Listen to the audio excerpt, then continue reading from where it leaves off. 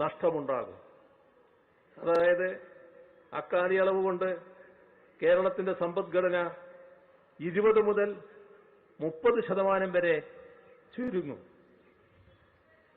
2018 പ്രളയത്തിന്റെ ഘട്ടത്തിലും കേരളത്തോട് ഇത്തരത്തിൽ യൂണിയൻ സർക്കാർ വിവേചനം കാട്ടിയിരുന്നു. പ്രളയത്തെ അതിജീവിക്കാനുള്ള പാക്കേജ് ഒന്നും കേരളത്തിന് പ്രത്യേകമായി ഏർപ്പെടുത്തിയില്ല. പ്രളയഘട്ടത്തിൽ നടത്തപ്പെട്ട ദുരിതാശ്വാസ പ്രവർത്തനങ്ങൾക്ക് നിർബന്ധപൂർവം പണം ഈടാക്കി. ആ ഘട്ടത്തിൽ ലഭ്യമാക്കിയ ഭക്ഷ്യധാന്യങ്ങൾക്ക് വരെ പണം പിടിച്ചുപറിച്ചു. ഇത്തരം ദുരന്തങ്ങൾ അടിക്കടി ഉണ്ടാകുന്നതുകൊണ്ട് കേരളത്തിലൊരു കാലാവസ്ഥാ ഗവേഷണ കേന്ദ്രം ഏർപ്പെടുത്തണമെന്ന് കേരളം ആവശ്യപ്പെട്ടു. പക്ഷേ അതും യൂണിയൻ ഗവൺമെന്റ് നിഷേധിച്ചു. പ്രളയഘട്ടത്തിൽ കേരളത്തിന് സഹായം ലഭ്യമാക്കാനായി പല വിദേശ രാജ്യങ്ങളും സ്വമേധയാ മുന്നോട്ട് വന്നു. പക്ഷേ അവ സ്വീകരിക്കുന്നതിൽ നിന്ന് കേരളത്തെ വിലക്കി. കേരളത്തിലെ സഹോദരങ്ങൾ പ്രവാസികളായി വിവിധ രാജ്യങ്ങളിലുണ്ട്. അവര് അവിടുന്ന് സംഭാവന നൽകാൻ തയ്യാറാണ്. ഏതെങ്കിലും മന്ത്രിമാരാരെങ്കിലും വന്നാൽ നന്നാകുമെന്ന് പറഞ്ഞതിന്റെ ഭാഗമായി അവരെ പോയി കാണുന്നതിന് കേരളത്തിന് തീരുമാനമെടുത്തു. പക്ഷേ കേരളത്തിന്റെ മന്ത്രിമാരെ യൂണിയൻ സർക്കാർ വിലക്കുന്ന നിലയാണെടുത്തത്. എത്ര മനുഷ്യത്വരഹിതമായ രീതിയിലാണ് കേന്ദ്ര ഗവൺമെന്റിന്റെ സമീപനമെന്താണ് ഇത് കാണിക്കുന്നത്.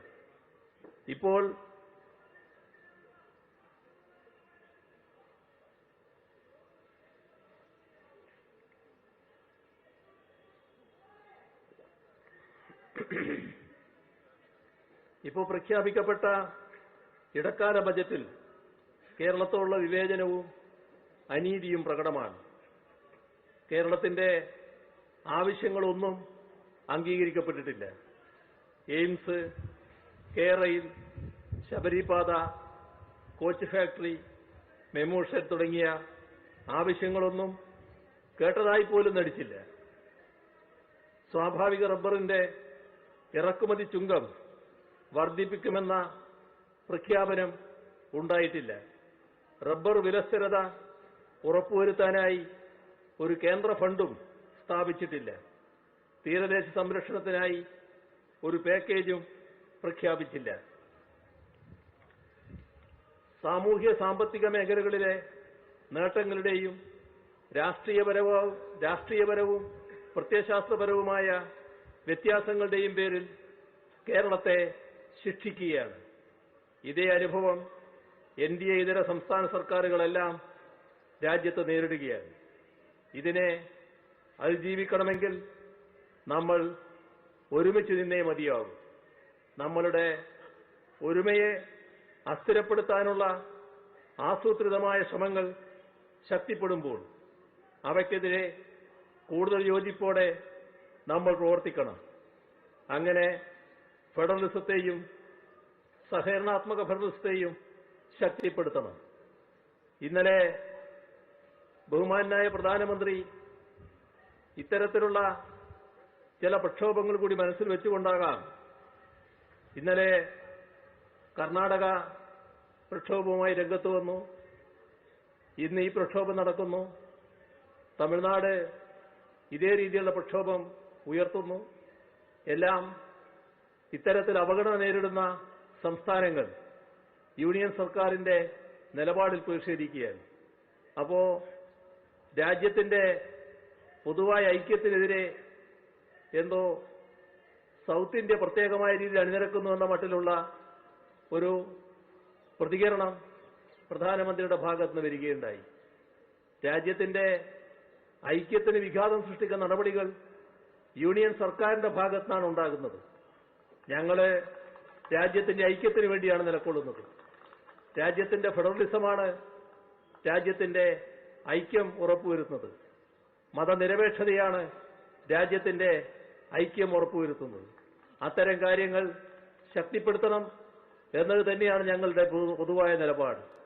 അതിൽ ഏതെങ്കിലും തരത്തിലുള്ള വെള്ളം ചേർക്കലുകൾ നടക്കുമ്പോൾ, അതിന് വ്യതിയാനങ്ങളുണ്ടാകുമ്പോൾ അതിനെതിരെ ഞങ്ങൾ പ്രതികരിക്കുന്നുവെങ്കിൽ അത് രാജ്യത്തിന്റെ ഐക്യത്തിനാണ് വഴിവെക്കുക എന്നുള്ളതാണ് ഞങ്ങൾക്ക് ആ കാര്യത്തിൽ പറയാനുള്ളത്. ഇടക്കാല ബജറ്റിൽ ഉൾപ്പെടെ രാജ്യത്തെ സാധാരണക്കാർക്കും പാവപ്പെട്ടവർക്കും വേണ്ടി തങ്ങളൊന്നും ചെയ്യാൻ ഉദ്ദേശിക്കുന്നില്ല എന്നാണ് യൂണിയൻ സർക്കാർ വ്യക്തമാക്കിയിട്ടുള്ളത്. എന്നാൽ ജനങ്ങളുടെ സുഖവും ക്ഷേമവും ഉറപ്പുവരുത്താൻ പ്രതിജ്ഞാബദ്ധതയുള്ളവരെന്ന നിലക്ക് നമുക്ക് സംസ്ഥാന സർക്കാരുകൾക്ക് അത്തരത്തിലൊരു മനുഷ്യത്വ വിരുദ്ധ സമീപനം കൈക്കൊള്ളാൻ കഴിയുകയില്ല. ഓരോ സംസ്ഥാനത്തിന്റെയും അവസ്ഥ പരിശോധിച്ചാൽ ഈ കാര്യം മനസ്സിലാക്കാൻ കഴിയും. വലിയ തോതിൽ കേന്ദ്ര സർക്കാർ സഹായം നൽകുന്ന തൻകുഞ്ഞുങ്ങളായി കണക്കാക്കുന്ന സംസ്ഥാനങ്ങളുടെ പൊതുവായ പുരോഗതി എന്താണ് എന്ന് പരിശോധിക്കുമ്പോൾ അവിടുത്തെ ജനങ്ങളുടെ ജീവിത നിലവാരം എങ്ങനെ പുറകോട്ട് പോകുന്നു എന്നത് കാണാൻ കഴിയും. നമുക്ക് അർഹതപ്പെട്ടത് നേടിയെടുക്കാനായി പോരാടുന്നതിനോടൊപ്പം തന്നെ ജനങ്ങളുടെ ആവശ്യങ്ങൾ നിറവേറ്റാനുള്ള നൂതന മാർഗങ്ങൾ ആരായുകയും വേണം എന്നതാണ് ഞങ്ങൾ കാണുന്നത്.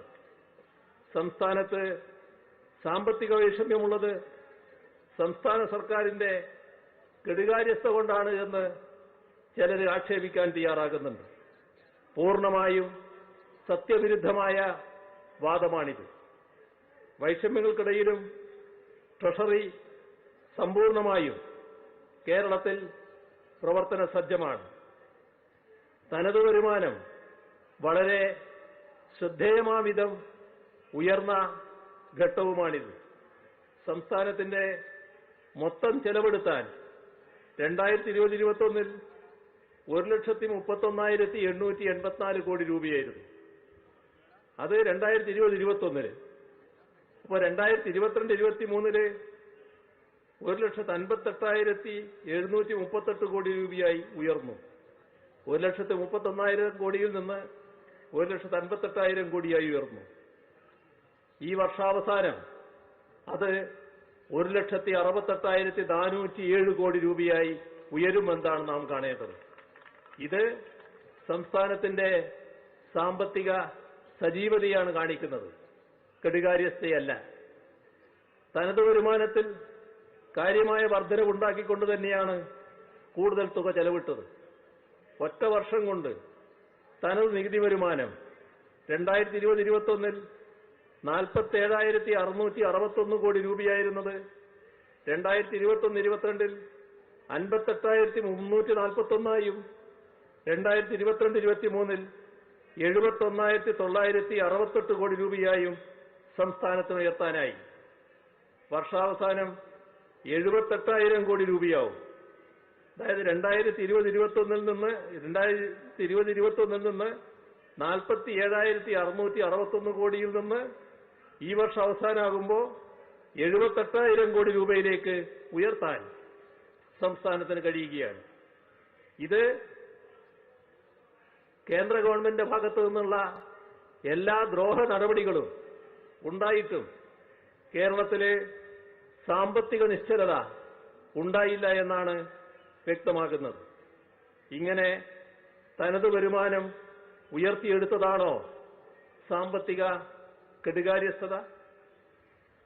കേന്ദ്രത്തിന്റെ വിപരീത നിലപാടുകളൊക്കെ ഉണ്ടായിട്ടും ക്ഷേമ സേവന മേഖലകളിൽ ഒരു കുറവും വരുത്തിയില്ല. കാര്യമായ വർധനവ് ഉണ്ടാക്കാനും കഴിഞ്ഞു. 65 രൂപ സംസ്ഥാനം പിരിച്ചെടുത്താൽ 35 രൂപ കേന്ദ്രം തരുമെന്നാണ് കണക്ക്. കേരളം തനതു നികുതി വരുമാനമായി 79 രൂപ പിരിച്ചെടുക്കുമ്പോൾ കേന്ദ്രം തരുന്നത് 21 രൂപയാണ്. ഇത് മറ്റേത് സംസ്ഥാനങ്ങളുടെ കണക്ക് നോക്കണോ? ഉത്തർപ്രദേശിന് 100-ൽ 46, ബീഹാറിന് 100-ൽ 70, കേരളത്തിന് 100-ൽ 21. ഇതിനെ വിവേചനമെന്നല്ലാതെ എന്താണ് പറയേണ്ടത്? സംസ്ഥാനങ്ങൾക്കായി വിഭജിക്കുന്ന നികുതിയിലെ കേരളത്തിന്റെ വിഹിതം 10ാം ധനകാര്യ കമ്മീഷന്റെ കാലത്ത് 3.87%. ഇത് 14ാം ധനകാര്യ കമ്മീഷനിൽ 2.5%, 15ാം ധനകാര്യ കമ്മീഷനിൽ 1.9% കുറഞ്ഞു. ഇതിന്റെ ഫലമായി കേരളത്തിനുണ്ടായ നഷ്ടം 18,000 കോടി രൂപയാണ് എന്നത് കേന്ദ്രത്തിന് അറിയാത്തതല്ല. സംസ്ഥാനത്ത് ലഭിക്കേണ്ട കേന്ദ്ര വിഹിതത്തിൽ 57,400 കോടി രൂപയുടെ വെട്ടിക്കുറവാണ് വരുത്തിയിട്ടുള്ളത്. അതിന്റെ വിശദാംശങ്ങൾ പലവട്ടം പറഞ്ഞിട്ടുള്ളതാണ്. GST നഷ്ടപരിഹാരം നിർത്തലാക്കിയതിനെ തുടർന്ന് 12,000 കോടി, റവന്യൂ ഡെഫിസിറ്റ് വ്യാലിനത്തിൽ 8,400 കോടി, നേരത്തെ പറഞ്ഞ കിഫ്ബിയുടെ അതേപോലെ പെൻഷൻ കമ്പനിയുടെ വായ്പകൾ പൊതുകടമായി കണക്കാക്കിയതിലൂടെ കടപരിധിയിൽ വെട്ടിക്കുറവ് വരുത്തിയതിന്റെ ഭാഗമായി 7,000 കോടി, പബ്ലിക് അക്കൗണ്ടിലുള്ള പണം പൊതുകടത്തിലേക്ക് ഉൾപ്പെടുത്തിയതിലൂടെ 12,000 കോടി. ഇതാണ് കേരളത്തിന്റെ നഷ്ടങ്ങളുടെ മറ്റൊരു പട്ടിക. കേന്ദ്രത്തിന്റെ സംസ്ഥാന വിരുദ്ധ നടപടികളുടെ തുടർ പരമ്പര ഉണ്ടായത് ഏത് ഘട്ടത്തിലാണ് എന്നതുകൂടി നാം ഇവിടെ ഓർക്കണം. അഭൂതപൂർവമായ നൂറ്റാണ്ടിലെ മഹാപ്രളയം, നിപ്പ, കോവിഡ് തുടങ്ങിയ മഹാമാരികൾ, ഇവയെല്ലാം കൊണ്ട് കേരളം വലിയ തോതിൽ ദുരന്തത്തിലായ ഘട്ടം. വല്ല വിധേനയും അതിൽ നിന്ന് കരകയറി ഒന്ന് പച്ചപിടിക്കാൻ കേരളം തീവ്ര ശ്രമം നടത്തുമ്പോൾ പ്രത്യേക സഹായത്തിലൂടെ സാധാരണ നിലയിൽ കേന്ദ്രം ആ സംസ്ഥാനത്തെ പിന്തുണയ്ക്കുകയാണ് ചെയ്യേണ്ടത്. എന്നാൽ അതേ ഘട്ടത്തിൽ തന്നെയാണ് ഈ ദ്രോഹ നടപടികളുടെ തുടർച്ച സംസ്ഥാനത്ത് നേരെ ഉണ്ടായത്. എത്ര ക്രൂരമാണിത്! ഇത് ചൂണ്ടിക്കാട്ടുമ്പോൾ രാഷ്ട്രീയ പ്രേരിതം എന്ന് പറയുന്നത് മനുഷ്യത്വമില്ലായ്മ കൊണ്ടാണ് എന്ന് മാത്രമേ പറയുള്ളൂ. പ്രതിസന്ധികളുടെ ഘട്ടത്തിലും രാജ്യത്തിന് തന്നെ അഭിമാനകരമായ അനവധി നേട്ടങ്ങൾ കേരളത്തിന് സ്വന്തമാക്കാനായിട്ടുണ്ട്. നീതി ആയോഗിന്റെ ദേശീയ മൾട്ടി ഡയമെൻഷൻസ് ദാരിദ്ര്യ സൂചികയിൽ കുറവ് ദാരിദ്ര്യമുള്ള സംസ്ഥാനം, നീതി ആയോഗ് തയ്യാറാക്കിയ സുസ്ഥിര വികസന സൂചികകൾ പ്രകാരം രാജ്യത്ത് 1ാമത്തെ സംസ്ഥാനം, 2021 പബ്ലിക് അഫയേഴ്സ് ഇൻഡെക്സിൽ 1ാം സ്ഥാനം, കേന്ദ്ര വിദ്യാഭ്യാസ മന്ത്രാലയത്തിന്റെ മികവിന്റെ സൂചികയിൽ 1ാം സ്ഥാനം, നീതി ആയോഗിന്റെ ആരോഗ്യ സൂചികയിൽ 1ാം സ്ഥാനം, ഏറ്റവും കൂടുതൽ സൗജന്യ ചികിത്സ നൽകിയ സംസ്ഥാനത്തിനുള്ള കേന്ദ്ര സർക്കാരിന്റെ ആരോഗ്യമന്ത്രൻ പുരസ്കാരം, ഇന്ത്യ ടുഡേ നടത്തിയ ഹാപ്പിനെസ് ഇൻഡെക്സ് സർവേയിൽ 1ാം സ്ഥാനം തുടങ്ങി അസംഖ്യം നേട്ടങ്ങൾ കഴിഞ്ഞ 8 വർഷക്കാലയളവിൽ കേരളത്തിന് സ്വന്തമാക്കാനായി. കൂടുതൽ മികവിലേക്ക് പോകാൻ കേരളത്തെ സാധാരണഗതിയിൽ യൂണിയൻ സർക്കാർ പിന്താങ്ങുകയാണ് വേണ്ടത്. എന്നാൽ അതിനു പകരം ഈ മുന്നേറ്റത്തിന് തടസ്സങ്ങൾ സൃഷ്ടിക്കാനാണ് കേന്ദ്ര സർക്കാർ ശ്രമിക്കുന്നത്. ഞങ്ങൾ എല്ലാ മാർഗങ്ങളും നോക്കി. അതെല്ലാം പരാജയപ്പെട്ടപ്പോഴാണ് ഇത്തരമൊരു പ്രതിഷേധ സമരത്തിന്റെ മാർഗം ഞങ്ങൾ സ്വീകരിക്കാൻ നിർബന്ധിതമായത്.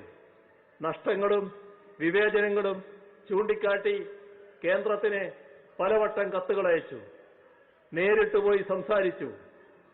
സമഗ്രമായ ചിത്രം കേന്ദ്ര ധനമന്ത്രിയടക്കം ധരിപ്പിച്ചു. പ്രധാനമന്ത്രിയടക്കം രേഖാമൂലം ബോധ്യപ്പെടുത്താൻ ശ്രമിച്ചു. 1 വർഷത്തിലേറെയായി നിരന്തരമായി എല്ലാ വഴിക്കും ശ്രമിച്ചിട്ടും കേന്ദ്രത്തിന്റെ ഭാഗത്തുനിന്ന് ഒരു പ്രതികരണവുമില്ല. ഇത്തരമൊരു സാഹചര്യത്തിൽ മറ്റൊരു വഴിയുമില്ലാതെയാണ് ഇത്തരമൊരു സമരരംഗത്തേക്ക് കേരളം വന്നത്. സംസ്ഥാനങ്ങളുടെ അധികാരങ്ങൾക്ക് മേൽ നടത്തപ്പെടുന്ന കയ്യേറ്റങ്ങളുമായി ബന്ധപ്പെട്ട് സംസ്ഥാനങ്ങളെ ആകെ പൊതുവായി ബാധിക്കുന്ന കാര്യങ്ങൾ അത് നാം ഒന്നിച്ചു നിന്ന് നേരിടേണ്ടതാണ്, കൈകാര്യം ചെയ്യേണ്ടതാണ് എന്ന് തന്നെയാണ് പറയാനുള്ളത്. ഞാൻ വീണ്ടും ചില കാര്യങ്ങൾ മറ്റുള്ളവർക്ക് കൂടി മനസ്സിലാകുന്ന ഭാഷയിലേക്ക് കടക്കുകയാണ്. The union over states mentality is being reflected in how the governors across opposition-ruled states are functioning. Constitutionally, governors are to exercise their duties on the advice of the state cabinets. However, we are seeing this phenomena of governors in opposition-ruled states acting at the behest of the powers that appointed them, that is, the union government.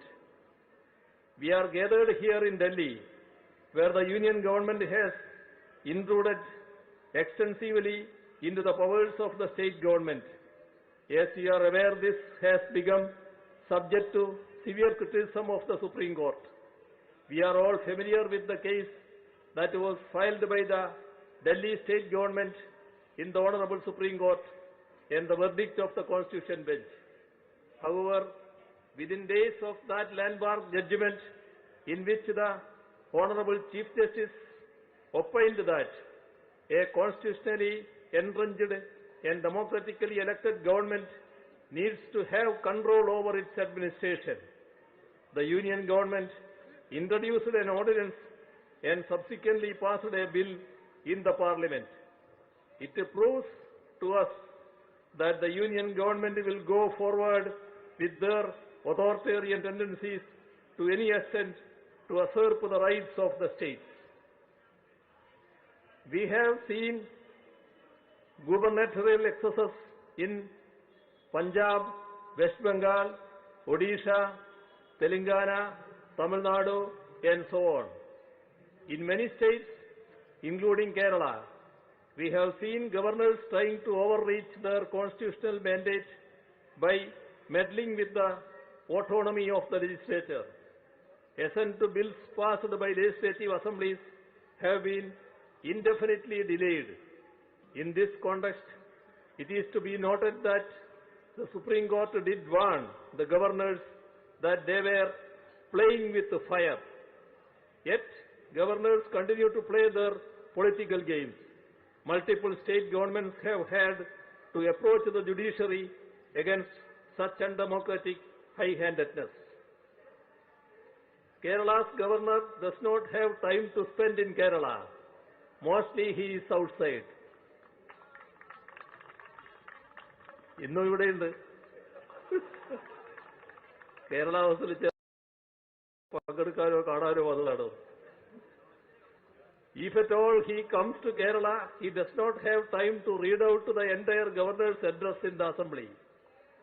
But he has time to sit on the road and create a scene. In all opposition-ruled states, there have been instances of chancellors acting as at the behest of their political masters in matters related to universities. Interests and statutes of the states are being sidelined in this regard. Rather than consulting the state governments, even on matters related to state-funded universities, governors have made political interferences as chancellors. In Kerala too, the same is happening. The chancellor, by misusing his powers, is appointing Senate members according to his own whims and fancies in an attempt to usurp the administration of universities and thereby even destroying the academic autonomy of our universities. There are some who alleged that this protest in Delhi is politically motivated. In reality, it is that allegation what is politically motivated. This protest is against the denial of what is rightfully ours. Isn't it a fact that our borrowings have been limited and that our grants have been denied? How is it politically motivated to point it out? It is not just Kerala that is protesting against the political discrimination against the states. Karnataka has also come out in protest. They say that they suffered losses to the tune of rupees 1,87,000 crore, a loss that is similar to that of Kerala. The party that is in power in Karnataka is not the same as the party that is in power in Kerala. Are in state governments run by different political parties having to protest against the same issues, because it is true that they are facing discrimination. Is this politically motivated? In yesterday's The Hindu newspaper, there is an article written by two independent financial experts. They are not from Kerala. They are from Tamil Nadu. In their article about the fiscal federalism, they are proving with the support of authentic data that the union's revenue is spiking while the state's share is plummeting. When they are describing the overall situation of the states in the country, is it politically motivated? When federalism is destroyed, it will cause losses to all the states. On top of that are the politically motivated actions against BJP-run states. Efforts are on by certain sections to depict the genuine demands of states as an issue of north-south divide. It is totally untrue, unfounded and baseless. Ours is a democratic protest against the undoing of federal structure and the sheer discrimination against the states, irrespective of north-south considerations. However, taking into account the interests of our people and our state, we cannot be quiet. In our attempts to strengthen federalism and cooperative federalism, all these issues need to be addressed in such a way that India flourishes as a union of states instead of nose diving into an autocratic union over states. I hope that today's gathering will go a long way in reaffirming our resolve to strengthen our states and thereby our country. Let us hope that more states and opposition parties will join hands in this democratic struggle. Let me conclude by thanking you all for your presence and by extending greetings to you all once again. Thank you.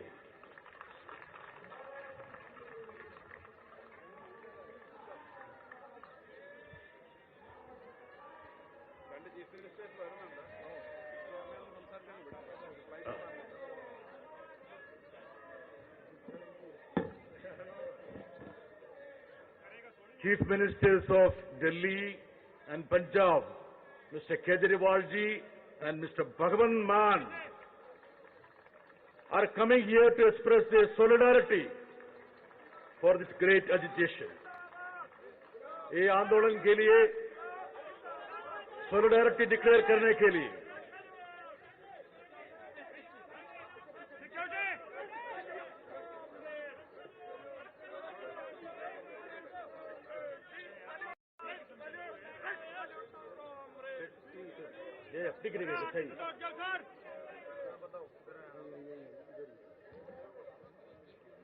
Yes, please sit down. Please.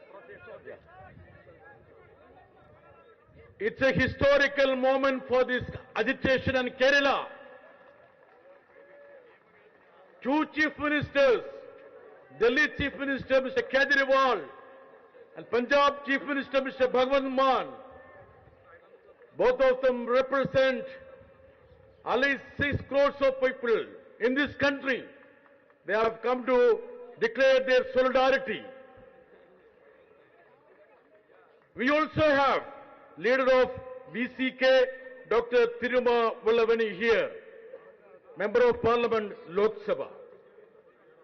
With the permission of Dr. Farooq Abdullah ji, Kejriwal ji, Bhagwant Mann ji, and other senior leaders, let me now invite Shri Palanivel Tyagarajan, the Minister of IT in Tamil Nadu.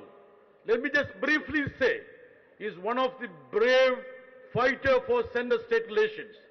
When he was the Finance Minister of Tamil Nadu, he jointly fought with Kerala for the rights of the states. Center और राज्यों के बीच में न्याय होने के लिए जितना लड़ाई कर रहा है, इसका आगे है हमारा दोस्त PTR. With your permission, I invite Mr. PTR to address this historic agitation.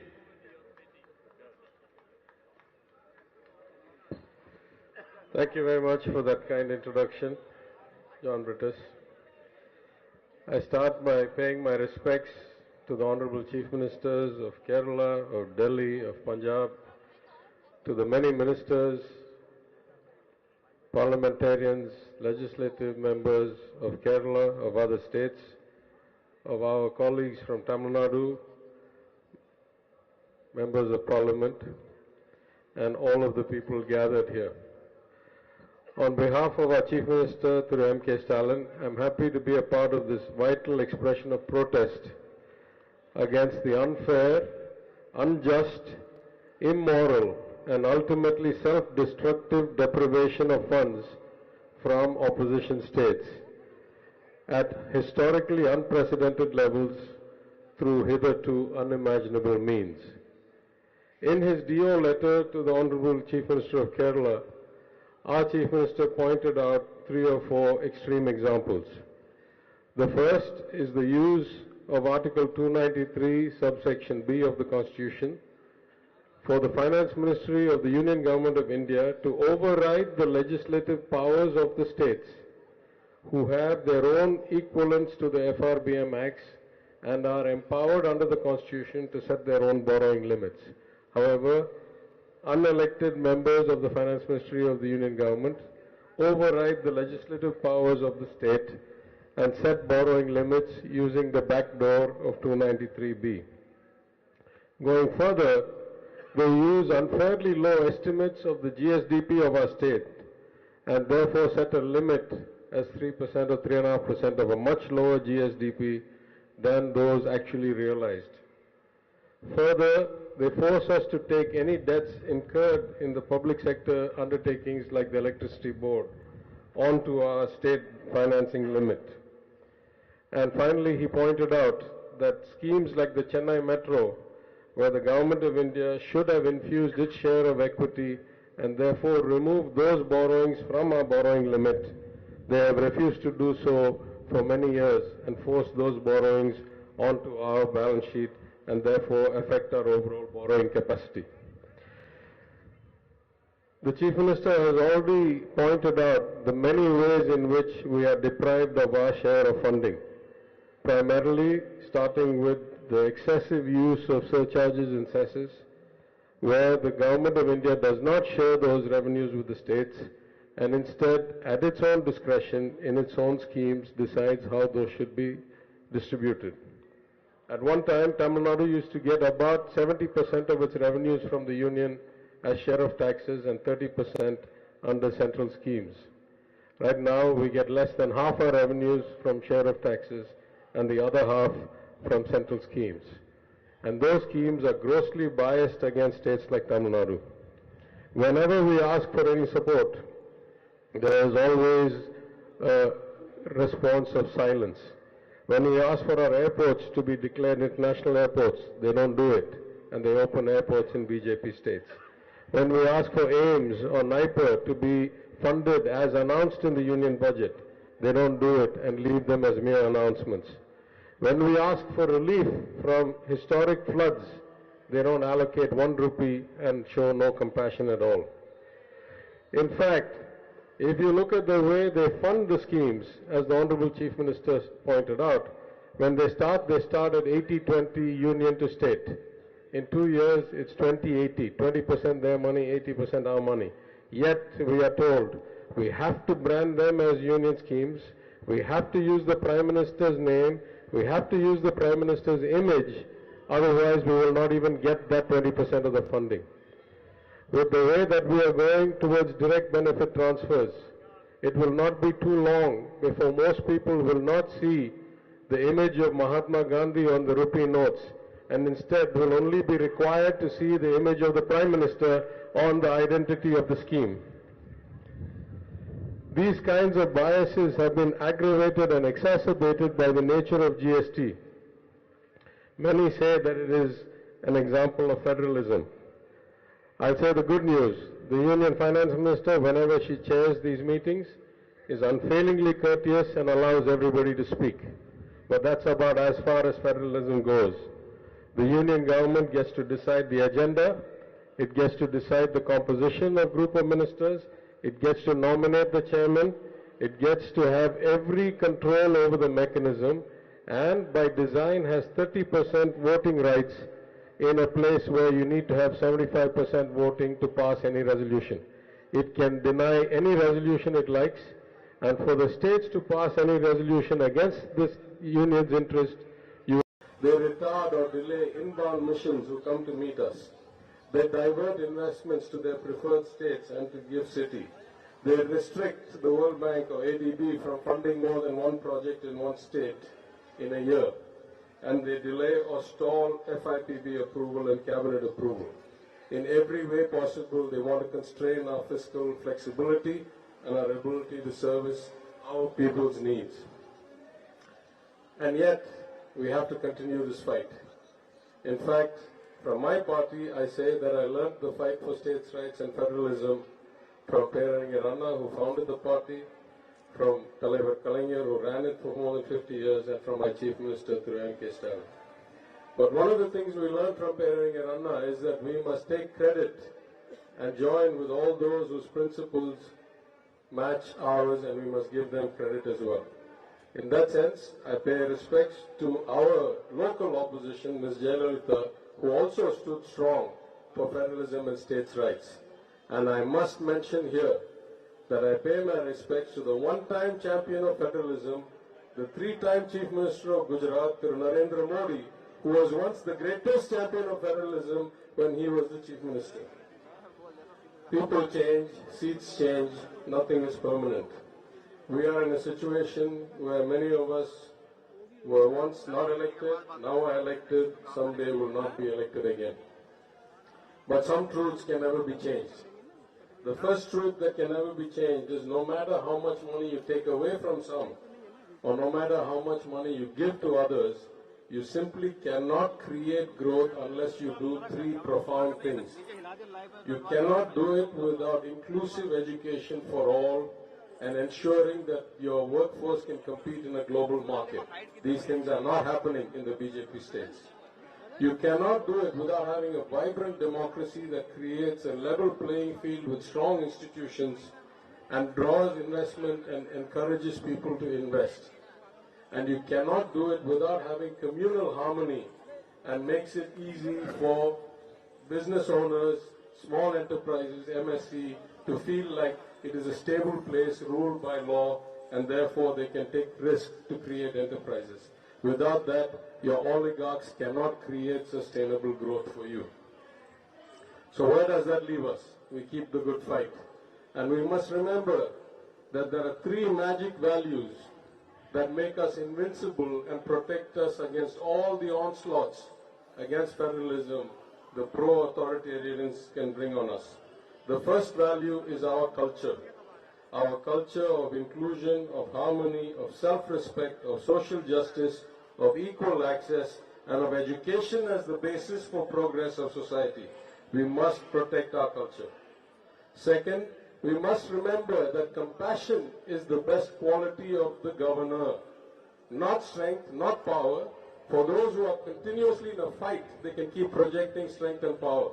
For those of us who have come to serve the people, it is compassion that defines us. It is our ability to protect the weakest and to provide for those most in need. And finally, it is competence that is our value. We must strive to do better every day. Even as our resources get cut, we must bring in better advice. We must improve our own execution. The more learned and educated we are, the more we realize we need support from others and the input of brilliant minds. No one is all-knowing. No regime lasts forever.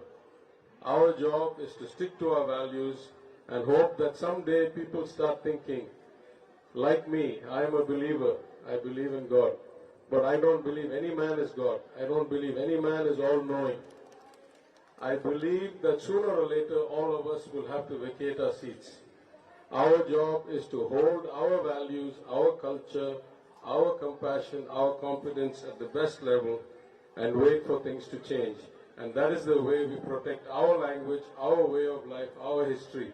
Men will come and men will go.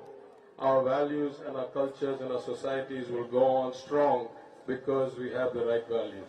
Thank you very much for inviting me, and I wish this protest all success. Thank you, PTR, for the great delivery. As you said, no man can be considered as God, and no regime will last. He has to catch the flight, that's why he is taking leave.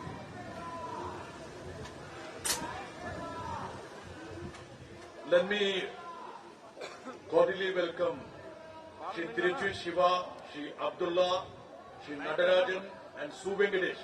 MPs from Tamil Nadu. Tiruchu Shiva is the leader of the DMK. And also Shri Girirajan, Member of Parliament of DMK in Rajya Sabha. One of the stalwarts of the national politics who needs no introduction, senior-most politicians. Dr. Farooq Abdullah has been a champion of center-state relations. He has brought the brain of the high-handers. Thank you. Honorable Chief Ministers of Kerala, Delhi, Punjab, and all the leaders of the country. Thank you very much, sir, for inviting me to this meeting. India cannot become strong unless states are strong. If states are weak, there is no way you can call India becoming a great power in some years. As a doctor, I can tell you, if any part of your body gives way, you no longer are the same person. The same is the question of states. If any state remains behind, India cannot say that we are going to be mighty in some years and we will beat in the next 5 years, we will be the strongest in the world in every sense. It's not going to happen. It's only talk. What we need to do in the opposition is to really unite, to fight the forces who are dividing us in every way.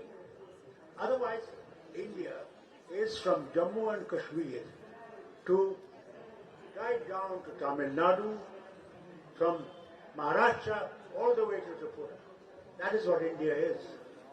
Multiple languages, multiple religions, multiple cultures. That is what makes India beautiful. If there was one, it's like a garden. If there was only one flower, that garden would never be beautiful. It's when you have multiple flowers, you go and see the garden. You come to Nishat Bagh in Kashmir, Shalimar and all those gardens, and tulip gardens. What do you come for? For seeing the beauty of the nature. That is what we need in India today. We need to see. You just heard Kerala Chief Minister, you heard the Minister from Tamil Nadu, how they're economically being deprived. How is the country going to progress if the state is deprived of their finances?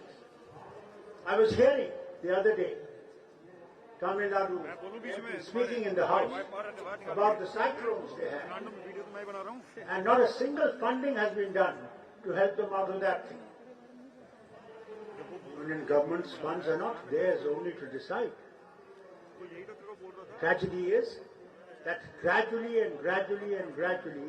we are going into a position where there will be one country with the one party only that will last, which is going to be tragedy for this nation.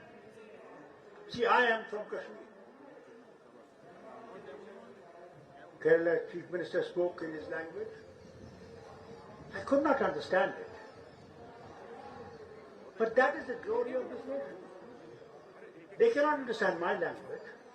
But what unites us is the power of understanding that we cannot move forward unless we are united together.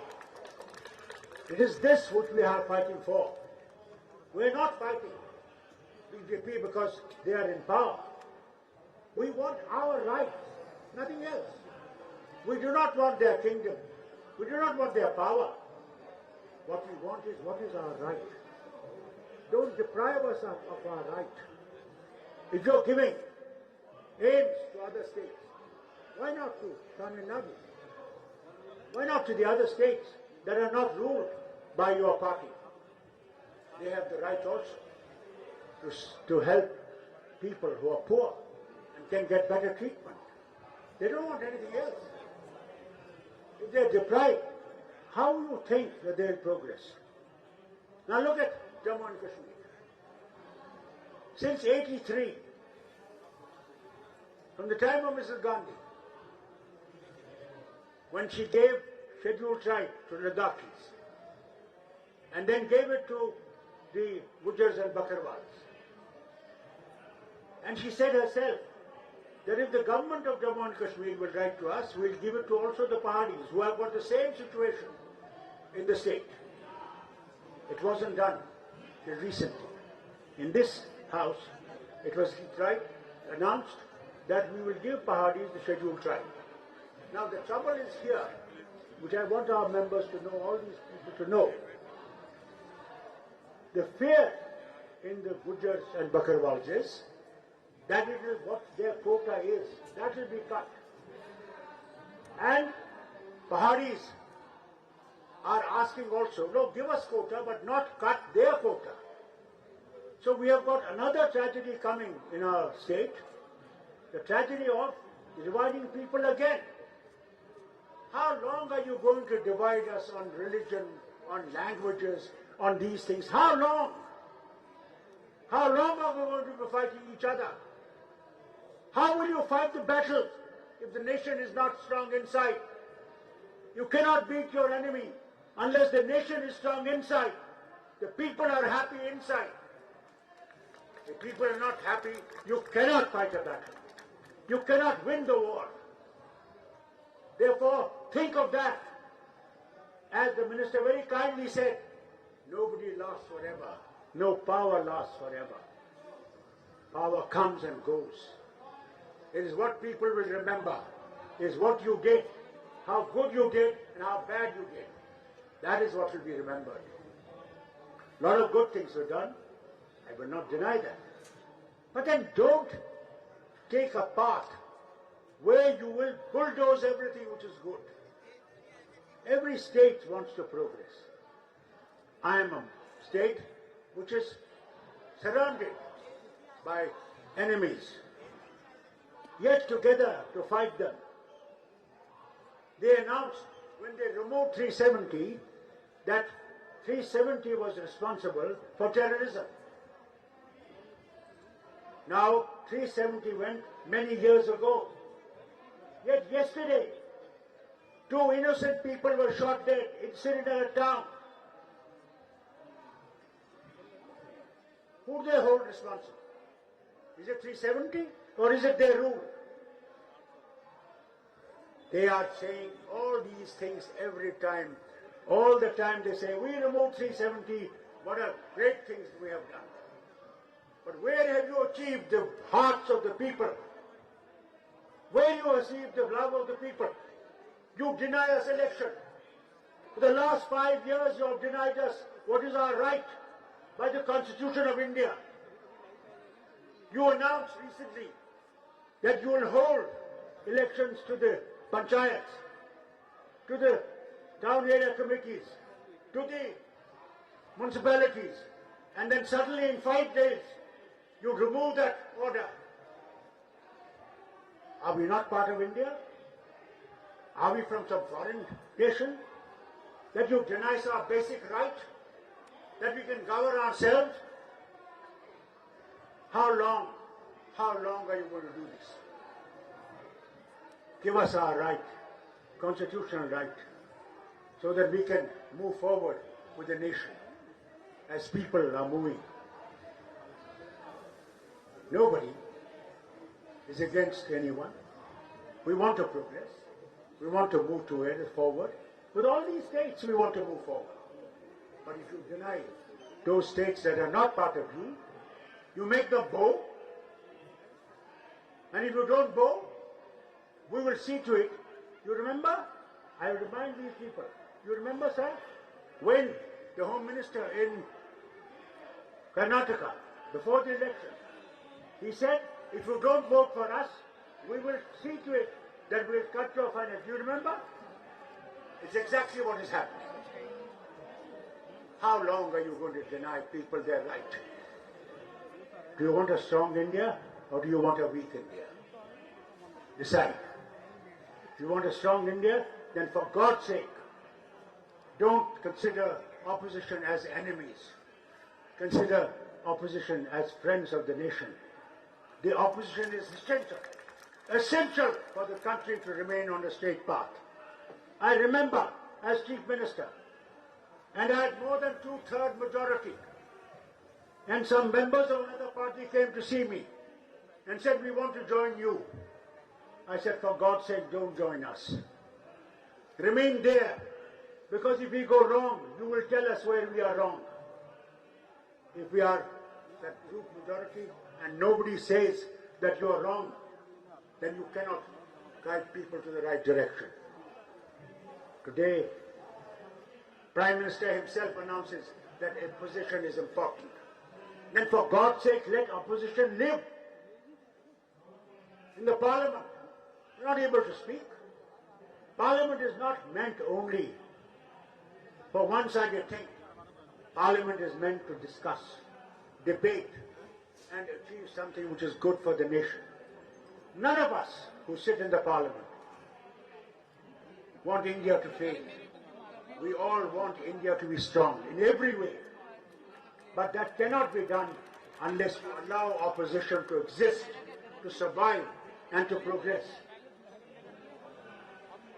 To Kerala Chief Minister, I'll say thank you, sir, for calling this meeting, so that nation can realize where we stand. We're not enemies of the nation. We are friends of the nation, and we want nation to survive and nation to grow. We want to rise to such heights that no nation has ever risen. But for God's sake, treat us that way. That is all we want. We want you to treat us as friends of the nation.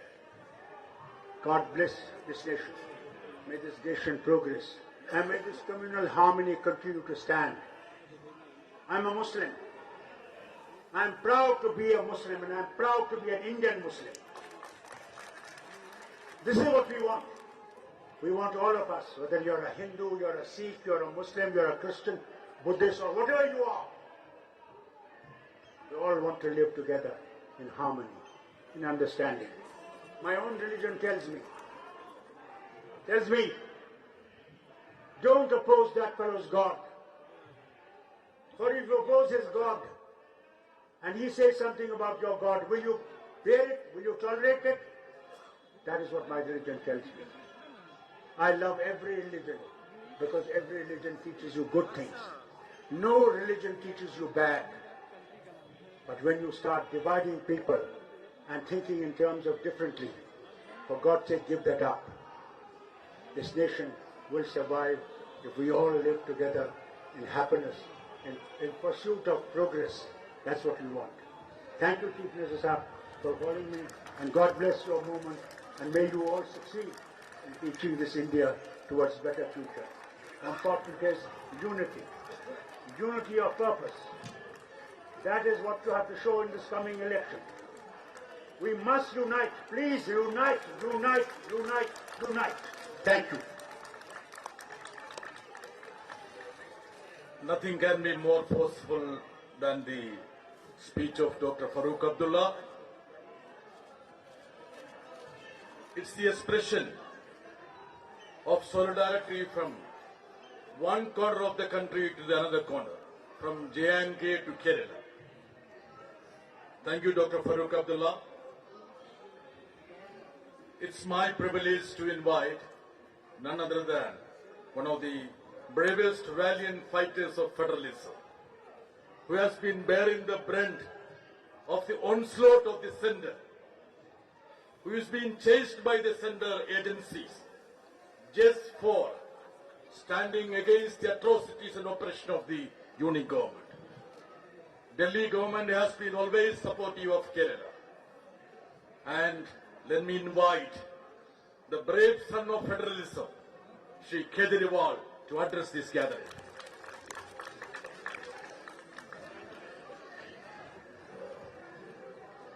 Kerala के आदरणीय मुख्यमंत्री श्री पिनरई विजयन साहब, पंजाब के लोकप्रिय मुख्यमंत्री श्री भगवंत मान साहब, मंच पे मौजूद कई राज्यों के और कई पार्टियों के आज यहां पे आए हुए सभी नेतागण और मंत्रीगण और यहां पे आए हुए सभी भाइयों बहनों, आप सब लोगों को मेरा नमस्कार, सबको मेरा प्रणाम। मुझे लगता है आज इस देश को ये दिन भी देखना था। ये जंतर मंतर वो जगह है जहां पे इस देश की प्रजा सरकारों के एक्सप्लॉयटेशन से तंग आके यहां पे धरने प्रदर्शन करने आती है। लेकिन आज यहां पे केरला के मुख्यमंत्री को अपना सारा कामकाज छोड़ के केरला से दिल्ली यहां पे धरना करने के लिए आना पड़ा केंद्र सरकार की ज्यादतियों के खिलाफ। मैं समझ रहा हूं ये भी इस देश को ये दिन भी देखना था। आज लगभग आधे राज्यों के अंदर विपक्ष की सरकारें हैं और आधे राज्यों के अंदर उन लोगों की सरकारें हैं। जो विपक्ष की सरकारें हैं आधे राज्यों के अंदर, तो लगभग 70 करोड़ लोगों को ये विपक्ष की सरकारें रिप्रेजेंट करती हैं। 70 करोड़ लोगों को, आधे देश को। और इस वक्त ऐसा लगता है कि केंद्र सरकार ने विपक्ष की सरकारों के खिलाफ युद्ध छेड़ा हुआ है। ऐसा लगता है कि जंग छेड़ी हुई है, लड़ाई छेड़ी हुई है। हिंदुस्तान पाकिस्तान का रखा है हम लोगों के साथ। हम ये पूछना चाहते हैं कि क्या आप इन 70 करोड़ लोगों को अपना नहीं मानते?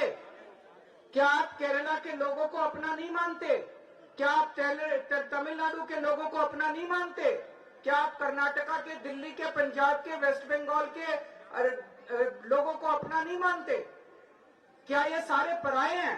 क्या ये भारत के नागरिक नहीं है?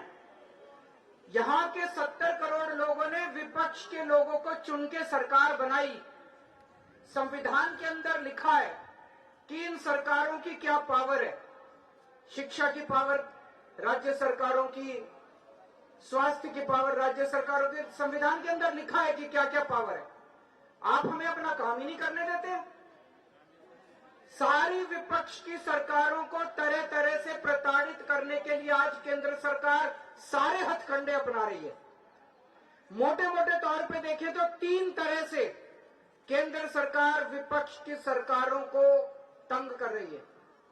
सबसे पहला, केंद्र सरकार जायज फंड जो हक है राज्यों का वो फंड नहीं दे रही है। दूसरा तरीका, गवर्नर्स के और लेफ्टिनेंट गवर्नर के जरिए रोज काम में टांग अड़ाती है, हर काम में टांग अड़ाती है। और तीसरा तरीका, एजेंसीज को छोड़ के जिसको मर्जी पकड़ के जेल में डाले जा रहे हैं, जिसको मर्जी पकड़ के जेल में डाले जा रहे हैं। सबसे पहले मैं पहले तरीके पे आता हूं। यहां पे पिनरई विजयन साहब बैठे हैं, पंजाब के मुख्यमंत्री बैठे हैं, मैं दिल्ली का मुख्यमंत्री और कई सारे राज्यों के मंत्रीगण आए हुए हैं।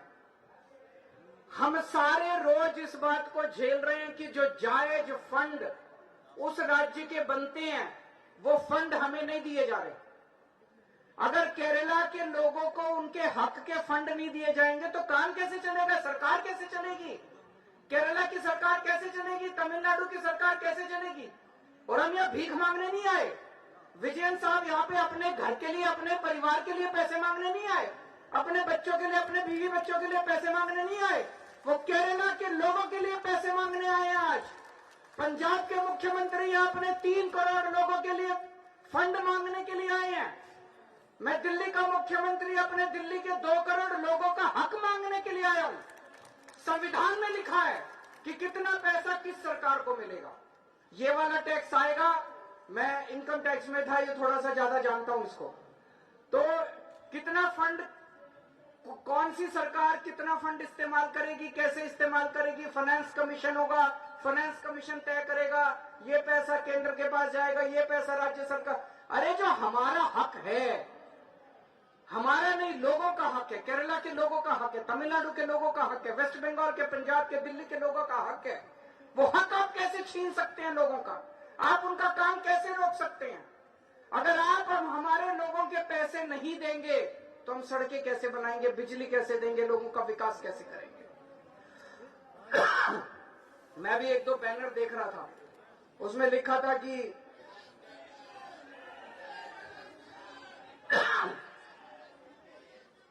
केरला के 8400 करोड़ रुपए रोके हुए हैं। और मान साहब से मैं थोड़े दिन पहले बात कर रहा था, पंजाब के भी 8000 करोड़ से ज्यादा फंड रोके हुए हैं। अब एक फंड, अभी पंजाब सरकार थोड़े दिन पहले सुप्रीम कोर्ट में गई कि हमारा पैसा रिलीज नहीं कर रहे। आरडीएफ का पैसा, आरडीएफ लगभग 4-5 हजार करोड़ बनता है, 5500 करोड़ रुपया आरडीएफ का, रूरल डेवलपमेंट फंड का पैसा इस्तेमाल रिलीज नहीं कर रहे। केरल भी गया, सुप्रीम कोर्ट की हेयरिंग अब अगले हफ्ते फिक्स हुई है और तुरंत केंद्र सरकार से फोन आ गया, आइए बैठ के बात करते हैं। तो हम छोटी छोटी बातों के लिए सुप्रीम कोर्ट जाएंगे क्या? ये क्या बदतमीजी है? आप अपना काम क्यों नहीं करते? हम हर चीज के लिए सुप्रीम कोर्ट के पास और भी तो बहुत काम है। सुप्रीम कोर्ट भरा हुआ है केसेस से, जनता के केसेस से। हम अपने फंड लेने के लिए भी, हमें फंड लेने के लिए जंतर मंतर पे आके बैठना पड़ेगा। आप लोगों को जान के ताज्जुब होगा, दिल्ली के लोग मिलके साल में 2 लाख करोड़ रुपए का इनकम टैक्स देते हैं, 2 लाख करोड़। और उस 2 लाख करोड़ में से बदले में दिल्ली के लिए हमें कितना पैसा मिलता है, गेस कर सकते हैं आप लोग? 2 लाख करोड़ रुपए हम केंद्र सरकार को देते हैं दिल्ली के लोग मिलकर इनकम टैक्स में, और उस 2 लाख करोड़ में से दिल्ली के लोगों को एक साल में 325 करोड़ रुपए मिलते हैं। इतना तो अंग्रेजों ने भी नहीं लूटा होगा 100 साल में जितना ये लोग लूट रहे हैं। ये तो हद हो गई है। तो कपिल सिब्बल साहब का स्वागत है। दूसरी चीज, गवर्नर्स और लेफ्टिनेंट गवर्नर्स के जरिए ये जिस तरह से सरकारों को तंग कर रहे हैं, संविधान के अंदर साफ साफ लिखा है कि ये हमारे सब्जेक्ट्स हैं। उन सब्जेक्ट्स के अंदर भी रोज गवर्नर हर राज्य के अंदर टांग अड़ा रहे हैं। सबसे इंटरेस्टिंग तो अभी पंजाब के अंदर हुआ। पिछले साल पंजाब सरकार ने बजट सेशन, अपनी असेंबली का बजट सेशन कॉल करने के लिए गवर्नर के पास फाइल भेजी। गवर्नर ने बजट सेशन करने की परमिशन नहीं दी। सोचिए, चुनी हुई सरकार, फुल स्टेट, उसका मुख्यमंत्री, उसकी कैबिनेट प्रस्ताव पारित करके कहती है कि हम फलानी तारीख से बजट सेशन बुलाएंगे और उसमें राज्य का अगले साल का बजट पास करेंगे। गवर्नर ने बजट सेशन की भी परमिशन नहीं दी। अल्टीमेटली सुप्रीम कोर्ट जाना पड़ा। सुप्रीम कोर्ट ने गवर्नर को खूब लताड़ा। लेकिन प्रॉब्लम यह है कि इनको लताड़ का, गाली गलौज के, इनको सुप्रीम कोर्ट रोज लताड़ता है, इन लोगों को, इनको कोई फर्क ही नहीं पड़ता। तो इस तरह से दिल्ली के अंदर तो आप सब लोग देख ही रहे हैं कि हर काम के अंदर किस तरह से लेफ्टिनेंट गवर्नर हर काम के अंदर, छोटे से छोटे काम के अंदर टांग अड़ा रहे हैं। और तीसरा तरीका है ईडी। यह अब इनका एक नया हथियार आ गया, ईडी। अभी तक इस देश के अंदर यह कानून होता था कि अगर आपने कोई क्राइम किया तो उसकी जांच होती थी, फिर उसमें मुकदमा चलता था। मुकदमे में तय होता था कि कौन कौन दोषी है, कौन कौन निर्दोष है। जो दोषी है उसको सजा मिलती थी, वो जेल जाता था। मुकदमे के बाद, मुकदमा खत्म होने के बाद आदमी जेल जाता था जिसको दोषी माना जाता था। अब अब तय कर लेते हैं कि इसको जेल भेजना है, तो उसको पकड़ लेते हैं, उसको जेल में डाल देते हैं। फिर सोचते हैं अब इस पे क्या मुकदमा करें, इस पे क्या केस बनाएं। फिर ये केस बनाते हैं और केस बनाने के बाद फिर वो तब तक जेल में रहता है जब तक कि मुकदमा पूरा ना हो जाए और वो निर्दोष साबित ना हो जाए। हमारे देश के अंदर 15-15 साल लग जाते हैं मुकदमे पूरे होने में, तो 15-15 साल किसी को भी पकड़ के जेल। यह भी पीएम ने जो कानून लेके आए उसमें ही लिखा है कि जब तक उस आदमी को, किसी को भी पकड़ के जेल में डाल दो और जब तक उस आदमी का मुकदमा पूरा नहीं हो जाता, वो निर्दोष साबित नहीं हो जाता, तब तक वो जेल से बाहर नहीं आएगा। ये तो बहुत खतरनाक है। अभी हेमंत सोरेन साहब को इन्होंने जेल में डाल दिया, अभी तक उनके ऊपर कुछ भी साबित नहीं हुआ है, अभी उनके ऊपर मुकदमा नहीं चला है, अभी मुकदमा शुरू भी नहीं हुआ है, अभी जांच चल रही है। लेकिन अगर मुकदमे को 15 साल लगे तो हेमंत सोरेन साहब 15 साल जेल में रहेंगे। और ये तो किसी को भी कर दें, कल मुझे पकड़ के जेल में डाल देंगे, विजयन साहब को पकड़ के जेल में डाल देंगे, स्टालिन साहब को पकड़ के जेल में डाल देंगे, सीतारमैया साहब को पकड़ के जेल में डाल देंगे, सुखविंदर जी को, किसी भी को भी पकड़ के जेल में डाल देंगे और सरकार गिरा देंगे। हेमंत सोरेन साहब को जेल में डाला, उसके बाद 48 घंटे तक ये लोग तोड़ने की कोशिश करते रहे, जेएमएम को तोड़ देते हैं। ये तो भगवान का भला और जेएमएम वालों का महान है, जेएमएम वाले जो टूटे नहीं इनके सामने। तो ये अब ये किसी भी को भी पकड़ के जेल में डाल देंगे, उसकी सरकार तोड़ देंगे और फिर अपनी सरकार बना लेंगे। ये क्या चल रहा है इस देश में? कह रहे हैं केजरीवाल भ्रष्ट है। मैं पूछना चाहता हूं, मैंने दिल्ली में बिजली सस्ती, बिजली फ्री कर दी दिल्ली के अंदर, मध्य प्रदेश में, गुजरात में, उत्तर प्रदेश में सबसे महंगी बिजली मिल रही है देश में। तो बिजली फ्री करने वाला चोर है कि बिजली महंगी करने वाला चोर है? दिल्ली में मैंने सबका इलाज मुफ्त कर दिया, चाहे गरीब हो चाहे अमीर हो, सरकारी अस्पताल में चले जाओ, सबका दवा दारू सब फ्री। मध्य प्रदेश में, गुजरात में, उत्तर प्रदेश में चले जाओ, इतना महंगा इलाज, सरकारी अस्पतालों का बेड़ा गर्क कर दिया इन लोगों को। मैं पूछ रहा हूं, लोगों का इलाज फ्री करने वाला चोर है कि लोगों का इलाज महंगा करने वाला चोर है? किसी को भी पकड़ के चोर चोर चोर चोर चिल्लाना चालू कर देते हैं लोग। तो दोस्तों, देश का बहुत बुरा हाल है। मैं विजयन साहब को बहुत बहुत बधाई देना चाहता हूं, उन्होंने आज ये अलख जगाई है, सबको इकट्ठा किया है। ये देश केवल हमारा नहीं है, ये देश 140 करोड़ लोगों का है। और आज मैं बीजेपी वालों को कहना भी चाहता हूं, समय का चक्र घूमता है, समय बड़ा बलवान है, अहंकार मत करो। भगवान ना करे कल समय का चक्र जब घूमेगा और तुम इधर होगे और हम उधर होंगे, कहीं ऐसा ना हो कि यही कानून तुमको खाने के लिए दौड़े उसके बाद। जय हिंद।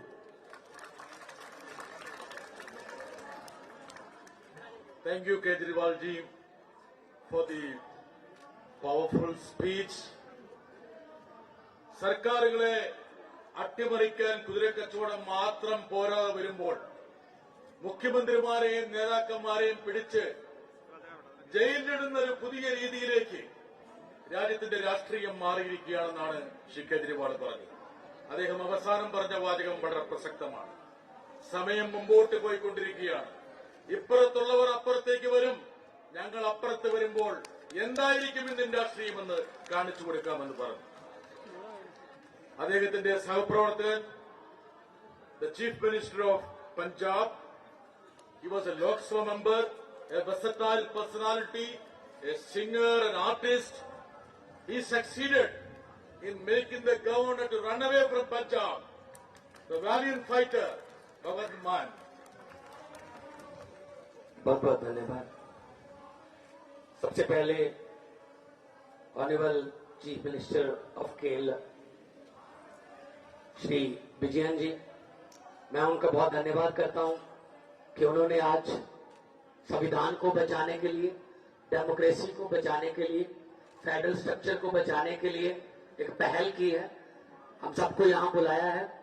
हमारे लिए, हमारी पार्टी के लिए ये जगह बेगानी नहीं है। हमारी पार्टी पहले ही यहां से हुई थी, जंतर मंतर से। तो जैसा कि हमारे पार्टी के नेशनल कन्वीनर, क्रांतिकारी नेता श्री अरविंद केजरीवाल साहब ने कहा कि ये दिन भी देखना था कि मुख्यमंत्री बनने के बाद भी यहां आना पड़ रहा है। हमें अपने अपने सेक्रेटरिएट में होना चाहिए था, हमें अपने अपने ऑफिसेस में होना चाहिए था। पॉलिसीज, बजट के दिन चल रहे हैं, बजट बना रहे होते हम लोग, अब कहां इनसे अपने हक मांगने के लिए हमें जंतर मंतर पे आना पड़ रहा है। देश को बचाने के लिए हम सबका एक रहना बहुत जरूरी है। पंजाब एग्रेरियन स्टेट है, food bowl of India. Punjab में हम 182 lakh ton, 182 lakh metric ton हर साल चावल पैदा करके देश को देते हैं। और हमारा आरडीएफ का पैसा, रूरल डेवलपमेंट फंड, जिसका सीधा संबंध मंडियों और मंडियों को जाती हुई सड़कों से है, 5500 करोड़ रोक रखा है। हम सुप्रीम कोर्ट में घूम रहे हैं। हमारे गवर्नर साहब हमारे सेशन को इलीगल कह देते हैं कि जो सेशन चल रहा है इलीगल है। हमको सेशन बीच में बंद करके माननीय श्री चंद्रचूड़ जी के पास जाना पड़ता है, फिर पहली पेशी में वहां मान जाते हैं, हाँ जी लीगल है जो कहोगे। भाई पहले ही मान जाते हैं, हमारा काम क्यों रोक रहे हो आप लोग? मतलब पंजाब में बीजेपी इज नो वेयर। 117 में से 92 हमारे एमएलए हैं, बीजेपी के 2 हैं। चाहे तो स्कूटर पर बैठकर भी विधानसभा आ सकते हैं वो, लेकिन यहां वो अपोजिशन में नहीं है। वहां गवर्नर अपोजिशन होता है, वो हर रोज कोई ना कोई चिट्ठी निकालता है। मैंने कभी नहीं देखा कि गुजरात के गवर्नर ने किसी मुख्यमंत्री को चिट्ठी लिखी हो, उत्तर प्रदेश के गवर्नर ने कोई चिट्ठी लिखी हो, नहीं। तमिलनाडु का गवर्नर लिखता है, केरला का। और जब हमारे पक्ष में फैसला आया माननीय उच्च न्यायालय का कि गवर्नर जो है वो सिलेक्टेड है, इलेक्टेड राज करेंगे डेमोक्रेसी में, आप रोक नहीं सकते, डिक्टेट नहीं कर सकते, आप जो है किसी बिल पर बैठ नहीं सकते, या तो वापस गवर्नमेंट को भेजो या राष्ट्रपति को भेजो या साइन करो।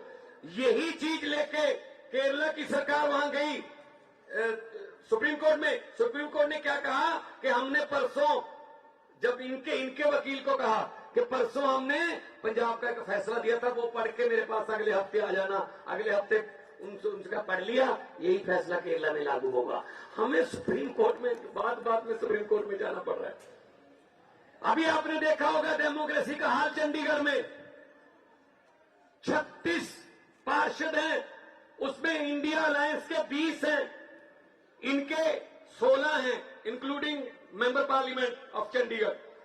तो इनके 16 के 16 ठीक उन्होंने वोट डाला, लेकिन हमारे 20 में से 8 को इनवैलिड वोट कर दिया कि इनका वोट गलत डाला हुआ, इनको वोट नहीं डालना आता, इन्होंने मोहर अच्छे से नहीं लगाई। अरे भाई वो पहली बार मोहर नहीं लगा रहे थे, हर साल जब चुनाव होता है 4थी 5वीं बार लगा रहे थे।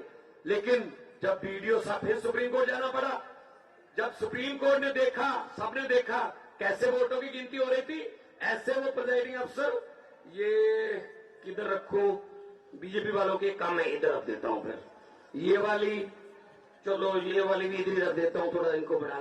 ऐसे आप मीडिया खड़ा है, ये बात ध्यान से सुन लेना और टेलीकास्ट कर देना अगर आपके मालिक माने तो। 36 वोट गिनने में 8 वोट कैंसिल कर दिए, ऑलमोस्ट 25% वोटों का घोटाला हो गया। मात्र 36 वोट गिनने में 25% वोटों का घोटाला कर गए। अभी मई जून में 90 करोड़ वोट गिनने हैं। चिंता इस बात की है उसमें क्या करेंगे। 36 वोट नहीं गिन रहे। एक 10 बाई 10 किलोमीटर का शहर है चंडीगढ़, वो हार नहीं सकते, बर्दाश्त नहीं होती हार। लेकिन पूरे देश में क्या होगा, चिंता इस बात की है। तो पंजाब अपने हक मांग रहा है, किसानों को एमएसपी का वादा करके। जब किसान आए यहां पर, पूरी दुनिया में उसकी चर्चा हुई, बड़ा आंदोलन था, पूरे देश से किसान आए। तो क्या कहा, एक दिन अचानक से प्रकट हो गए, एक साल बैठे रहे, 750 किसान उनकी मौत हो गई। और एक दिन अचानक से साल बाद प्रकट होके साहब बोल रहे हैं मेरी तपस्या में कोई कमी गई होगी, मैं ये कानून वापस लेता हूं। जी 2-2.5 साल हो गए, अब तो तपस्या पूरी हो गई, अब तो वो बातें मान लो जो कहने आए थे, वो फिर दोबारा आने के बारे में सोच रहे हैं किसान। किसी को भी ये ऐसे निकाल के फेंक दो, किसी के भी फंड रोक दो, और कुछ फंड ऐसे हैं जिसमें कहते हैं मोदी की फोटो लगाओ तो हम देंगे। मैंने कहा यार ये क्या मतलब क्या है, ये मजाक है, फोटो लगाओ। मैंने कहा कितनी देर लगेगी फोटो, अगर मई में बदल गई तो फोटो किसकी लगाओगे फिर। और देखो ये कितना नफरत करते हैं। पंजाब कुर्बानियों का स्टेट है, 90% कुर्बानियां देश की आजादी के लिए पंजाबियों की हैं। आज भी हमारा कोई गांव नहीं होगा पंजाब का, 13,500 गांव है, एक भी गांव नहीं होगा जहां किसी न किसी शहीद का बुत न लगा हो, कोई उसकी याद में गेट न बना हो, चाहे वो कारगिल की लड़ाई का हो, चाहे आजादी की लड़ाई का, चाहे 65 का, चाहे 71 का, चाहे 62 का, कोई ना कोई शहीद है। और हर तीसरे गांव में कोई ना कोई गुरु चरण, उनके चरण शो प्राप्त धरती है।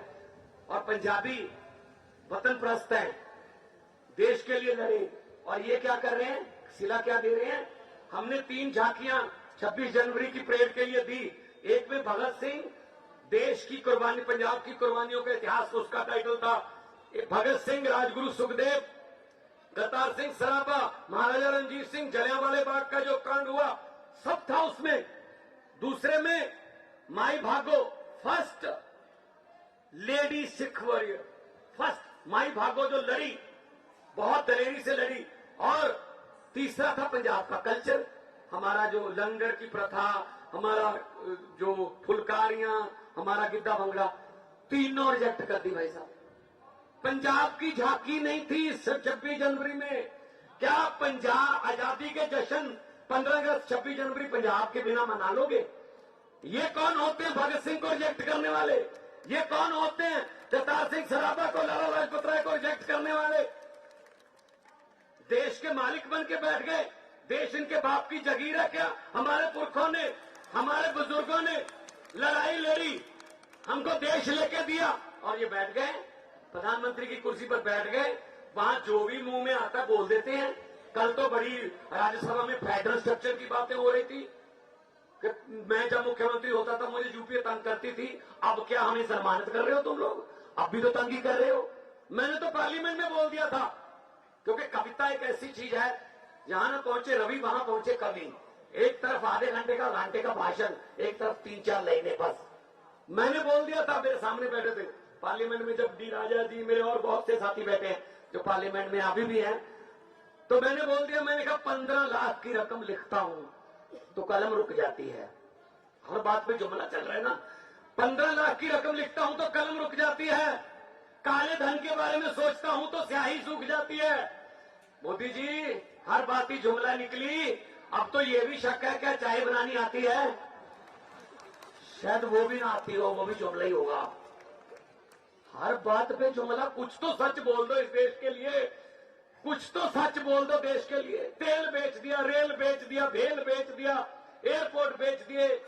जैसा कि कहा जा रहा था कि केरला में हम कहते हैं इंटरनेशनल एयरपोर्ट कर दो, नहीं कर रहे, ऐसी हमारे साथ कर रहे हैं। मोहाली और अमृतसर को इंटरनेशनल कर दो, पूरी दुनिया में पंजाबी बसते हैं, हमें दिल्ली का सफर आना जाना जो है कम हो जाएगा, नहीं करते। अपने बंदों को दे रखे हैं सारा कुछ।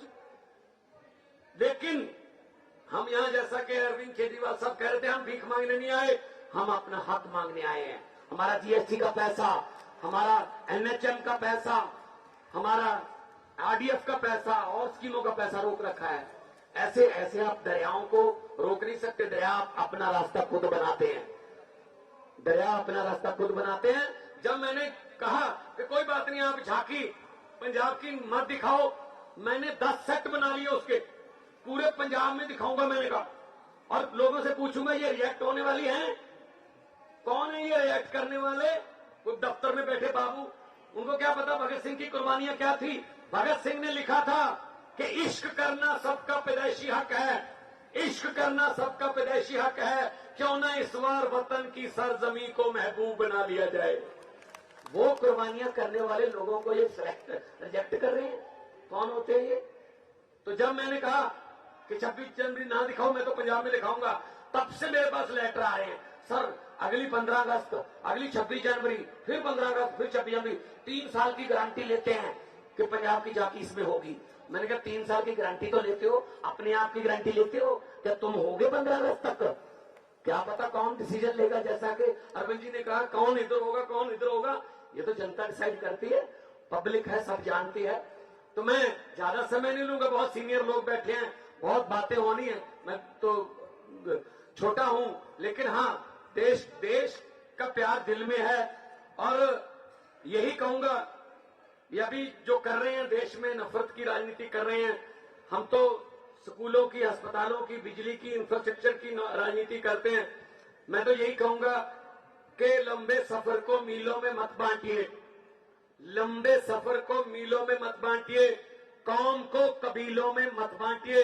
एक बहता दरिया है मेरा भारत देश, इसको नदियों और झीलों में मत बांटिए। बहुत बहुत धन्यवाद, बहुत बहुत शुक्रिया। Thank you, Mr. Bhagwan Man. Since Mr. Kejriwal and Mr. Bhagwan Man has to leave, let them go with the love and affection of Keralites. ഹിന്ദിയിലാണ് അദ്ദേഹം സംസാരിച്ചിരുന്നെങ്കിലും ഹിന്ദി അറിയാത്തവർക്ക് പോലും മനസ്സിലാകുന്ന രീതിയിലുള്ള സംസാരമായിരുന്നു. ഭഗത് സിംഗിന്റെയും രാജ്ഗുരുവിന്റെയും സുഖദേവിന്റെയും നാട്, രാജ്യത്തിനു വേണ്ടി രക്തസാക്ഷിയാകാത്ത ഒരു ഗ്രാമം പോലും പഞ്ചാബിലില്ല. എങ്കിലും പഞ്ചാബിയെ ദേശസ്നേഹം പഠിപ്പിക്കാൻ ഇറങ്ങിയിരിക്കുകയാണ് മോഡിയും കൂട്ടരും. മാൻ പറഞ്ഞൊരു വാചകമുണ്ട്, ഇവിടെ കേരളത്തിന്റെ മുഖ്യമന്ത്രി വന്നത്, ഞങ്ങൾ വന്നത് ഭിക്ഷ തേടിയല്ല, അവകാശം ചോദിച്ചാണ് ഞങ്ങൾ വന്നത്. ആ അവകാശത്തിന് വേണ്ടിയുള്ള പോരാട്ടമാണെന്നാണ് അദ്ദേഹം പറഞ്ഞത്. Next speaker of course the legal luminary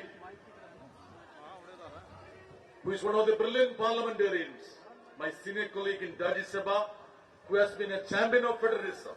Let me invite Shri Kapil Sibal ji to address this gathering. सबसे पहले तो विजयन जी शुक्रिया कि आपने मुझे यहाँ आने की अनुमति दी। संघीय ढांचा की बात हो रही है, मैं ज्यादा वक्त नहीं लूंगा, लेकिन आपको समझाना चाहता हूं कि संघीय ढांचा कैसे तोड़ा जा रहा है, हमारा फेडरलिज्म कैसे तोड़ा जा रहा है।